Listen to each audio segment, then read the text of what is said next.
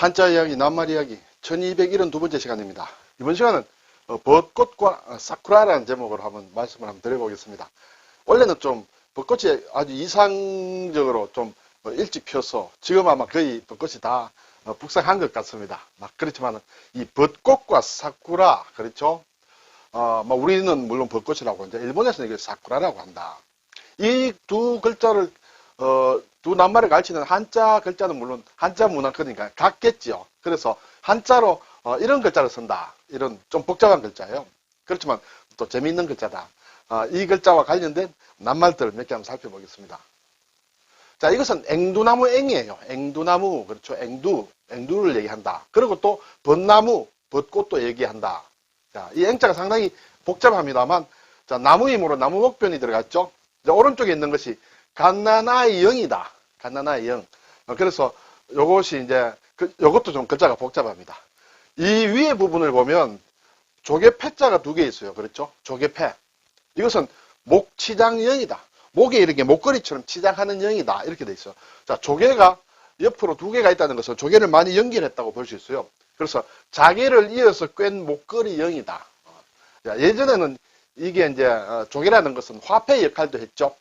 그러한 또 좋은 조개를 이렇게 엮어가지고 목치장을 하는 그 영이다. 자, 이 조개패가 두 개 있다. 아래에 여자가 있으면 여자가 조개를 가지고 목걸이처럼 이렇게 치장을 했다. 그런 모양이 됩니다. 근데 이것이 왜 갓나나의 영인지는 잘 모르겠습니다. 네, 어쨌든 이렇게 쓰고 있다. 그래서 두르다, 목이 걸다. 발음이 와서 앵두나무 앵이 됐다. 이렇게 되겠죠. 글자가 상당히 어렵지만은 목치장한다는 여기서부터 출발하면 조금 쉽다. 그렇죠? 자, 이 글자를 쓴 것이 이제 앵두나무 앵이므로 앵두라는 낱말. 앵두는 지금 순 우리말로 되어 있습니다만, 앵도라는 한자말에서 변한 것이다. 앵도는 원래 이제 옛말에는 이것이었다. 도는 복숭아 도자예요. 그렇죠? 근데 이것이 앵도로 바뀌면서 앵도는 이제 비표준어다. 표준말이 아니다. 이렇게 되겠습니다. 이렇게 바뀌는 비슷한 모양의 낱말이 몇 개 있습니다. 호두. 그렇죠? 호도였다. 호도가 호두로 바뀌었다. 자도가 자두로 바뀌었다. 이게 이제 20세기에 국어 어떤 현상이 일어나면서 이 세 낱말이 다 20세기에는 19세기까지는 앵도, 호도, 자도로 쓰이다가 20세기에 들어와서 바뀐 걸로 자료에 나와 있는 걸 보았습니다. 호두는 추자라고도 하죠. 당추자. 중국에서 건너왔다. 그래서 추자라고 지금도 얘기하리라 생각이 듭니다. 하는 데가 있으리라. 호자가 들어간 것은 이제 저 서역에서 건너온 것이다. 이렇게 볼 수 있습니다. 그래서 앵두는 앵두나무 열매다. 제가 굳이 말씀을 안 드려도 잘 아시리라 생각이 됩니다. 우리가 앵두 같은 입술이다. 그렇죠? 앵두를 보면 아주 빨갛습니다. 그리고 앵화다. 자, 앵두나무 꽃이다. 이렇게 되겠죠? 그러면 앵두나무 꽃이다. 그리고 앵에는 벚나무를 가리키기도 하므로 벚꽃을 얘기하기도 한다. 앵화라 하면 벚꽃이다. 이런 말 거의 안 쓰죠. 워낙 벚꽃이다. 또는 앵두나무 꽃 이렇게 많이 쓰지 앵화라고 쓰지 않는데 어쨌든 한자로는 이 글자가 있다는 것이에요. 앵실이다. 열매실이다. 그러면 벚나무의 열매를 얘기한다. 벚나무의 열매. 벚지죠. 그렇죠? 흑앵이라고도 한다. 흑앵. 검은 흑자를 써서. 왜냐하면 이 벚지가 아주 검게 변하는 그런 것도 있다. 이랬어. 그렇죠? 그리고 또 서양 품종으로는 체리가 이 앵실에 해당한다. 앵화, 앵실, 흑앵. 네. 실제로는 별로 쓰이지 않습니다만. 네. 제가 보기에는 거의 비슷합니다. 앵두, 체리, 또 앵실, 앵실, 벚지. 그리고 검은 흑앵, 검은 벚지. 어쨌든 굉장히 제가 보기에는 좀 비슷한데 어쨌든 이렇게 구분이 된다. 자, 이제 사쿠라란 말. 사쿠라란 말은 이 글자를 씁니다. 이 글자는 앞에 나온 앵두나무 앵자를 일본에서 간략해서 쓴 것이다. 위에 조개 패자 두 개 있는 거 있지 않습니까? 앞에 있었죠? 조개 패자 두 개 있는 것이 요렇게 바뀌었다. 이렇게 되겠습니다. 여자 이어는 그대로 남아있죠? 나무목이 있다. 예. 일본에는 사쿠라라는 것이 상당히 그 나라의 국화라고도 볼 수 있고 하기 때문에 상당히 많이 쓰입니다. 글자가. 네, 그래서 이 글자가 들어간 고유명사도 많고 여러 가지가 많이 있습니다.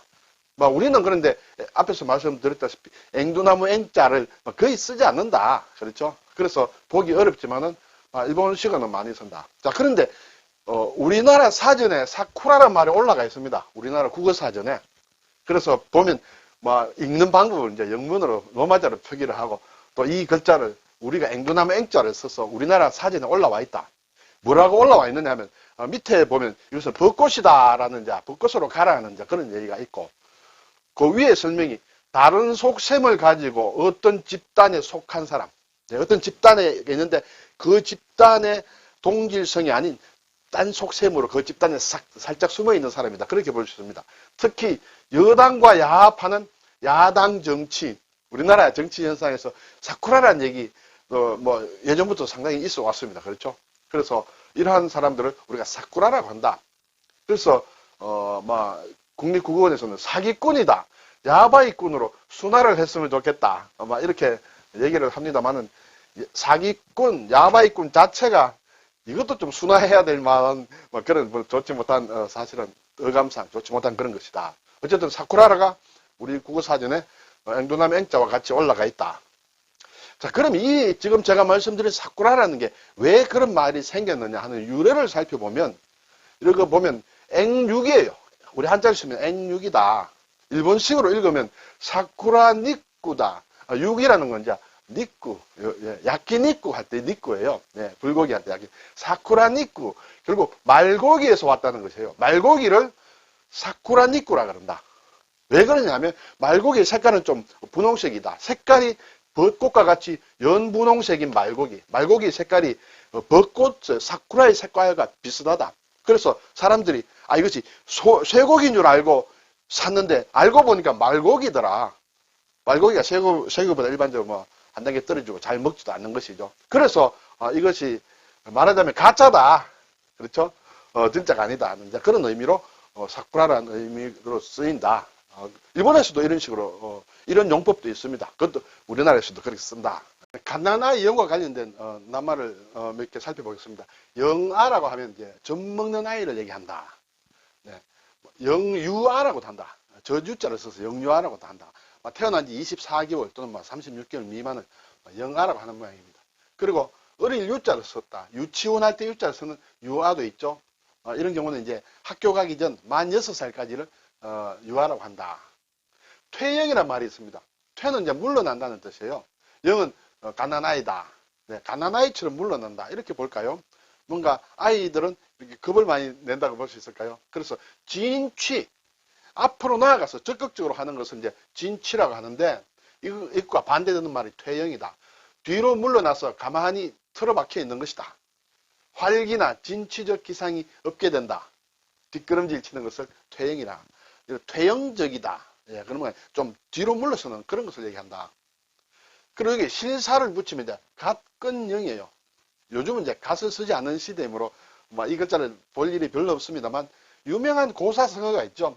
전령지회 또는 전령지연 또는 전령대회 이렇게도 얘기합니다만 이러한 고사에서는 우리가 가끔 볼 수 있습니다.